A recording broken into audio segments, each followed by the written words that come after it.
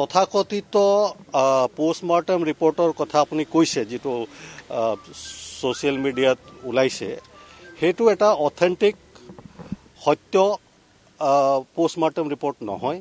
আপোনালোকে ভালকৈ চালে গম পাব, তাত কোনো ডক্টৰৰ ছিগনেচাৰ নাই।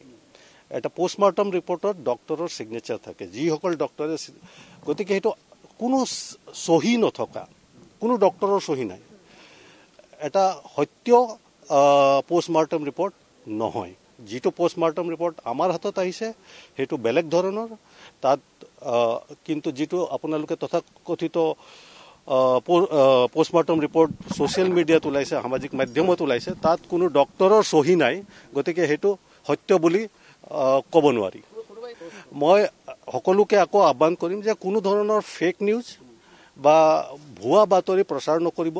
আমি ছ'চিয়েল মিডিয়াক মনিটৰ কৰি আছোঁ। বিভ্ৰান্তি ধৰণক বা ৰাইজৰ মাজত এটা ভুল মিছা বাতৰি প্ৰচাৰ কৰিলে সেইটো এটা অপৰাধ, আমি একশ্যন ল'ম।